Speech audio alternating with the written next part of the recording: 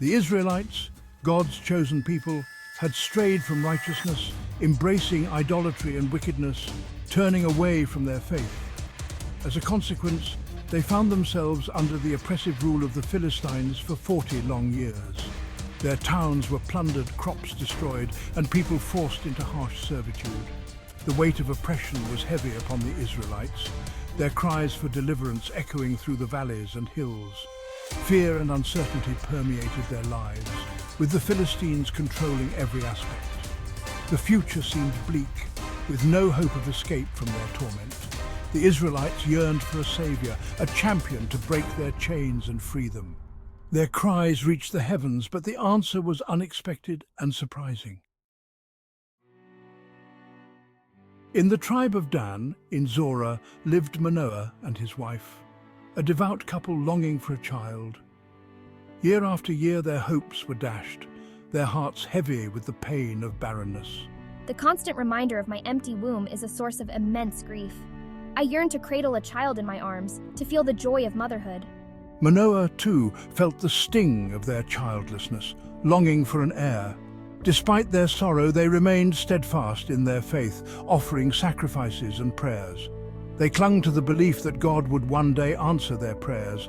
Little did they know that their prayers were about to be answered in a way that would surpass their wildest imaginations. Their faith would soon be rewarded with a divine promise. One day, as Manoah's wife sat alone in the fields, a radiant figure appeared before her. It was an angel of the Lord, his presence filling the air with an otherworldly glow. You will conceive and bear a son destined for greatness. He is to be a Nazirite, dedicated to God from birth. He must abstain from wine and strong drink, and his hair must never be cut. Overwhelmed, Manoah's wife rushed to tell her husband. Manoah, an angel appeared to me. He said we will have a son destined for greatness. Manoah, initially skeptical, listened intently as his wife described the encounter. A flicker of hope began to ignite within his heart. Could this be the answer to their years of prayer? The promise of a child filled them with wonder and anticipation. They knew their lives were about to change in unimaginable ways. Manoah, overwhelmed by the news, poured out his heart to God.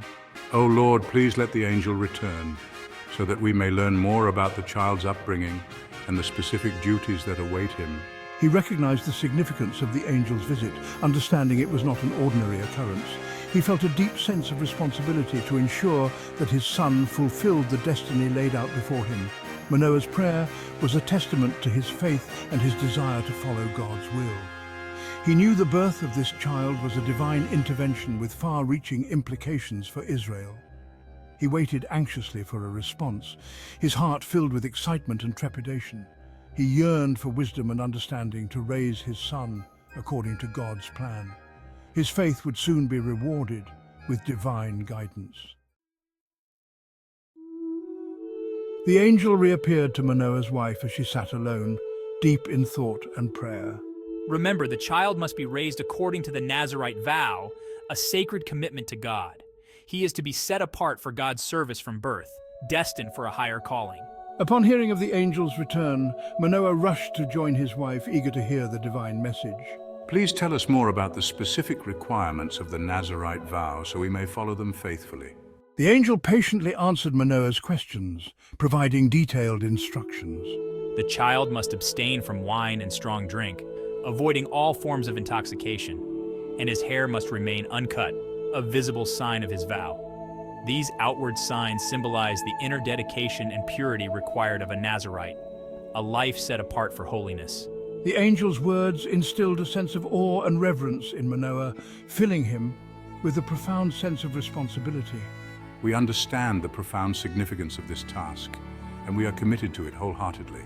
Our son is not just our child, but a chosen vessel for God's divine purpose, a beacon of hope and faith. Manoah realized their son was destined for a divine purpose, a mission that would require unwavering dedication, and vowed to ensure he fulfilled his destiny, no matter the challenges they might face. They were ready to embrace the challenge, dedicating their lives to supporting their son's sacred mission with faith as their guide. Their faith and commitment would guide them on this extraordinary journey, a path marked by divine purpose and unwavering devotion. Manoah, wanting to honor the divine messenger, prepared a burnt offering. Let us prepare a burnt offering to honor this divine messenger. As the flames licked the offering, a miraculous event unfolded. Look, the angel is ascending towards heaven in the flames. Manoah and his wife watched in stunned silence as the divine messenger disappeared. We have witnessed a miracle. This confirms the divine nature of our encounter and solidifies our faith in the promise. They knew their son was destined for greatness, a champion chosen by God to deliver his people. We are part of something much larger than ourselves. This divine plan will unfold in the years to come. The ascending angel left an indelible mark on their hearts, strengthening their resolve. They were filled with purpose and anticipation, eager to witness the prophecy's fulfillment. The Nazirite vow, a sacred commitment to God, was central to Samson's destiny. It dictated a life of separation and dedication, a life set apart for divine service. The vow required abstinence from wine and strong drink, symbolizing purity and self-control. It also mandated that his hair never be cut, representing his consecration to God. This vow was not merely a set of rules, but a way of life, a testament to Samson's special relationship with God. It was a constant reminder of his divine purpose, his calling to deliver the Israelites from the Philistines.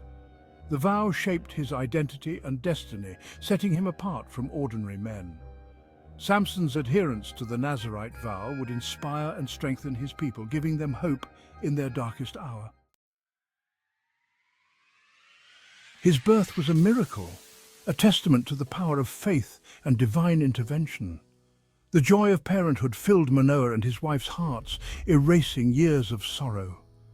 They marveled at their son, recognizing the divine spark within him. They dedicated themselves to raising Samson according to the Nazirite vow, instilling in him the values of faith, obedience, and dedication to God. They knew he was not just their son, but a gift to their people, a beacon of hope. Samson's birth marked a turning point in Israel's history, the beginning of a new chapter filled with promise and peril. We named him Samson, meaning son, a fitting name for a child who would bring light and hope. In due time, my wife gave birth to a son, just as the angel had foretold.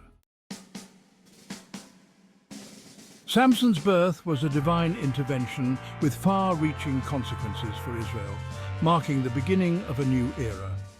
He was born with a specific purpose: to deliver his people from the oppressive rule of the Philistines, who had long tormented the Israelites. From a young age, Samson displayed extraordinary physical strength, a sign of divine power and favor bestowed upon him.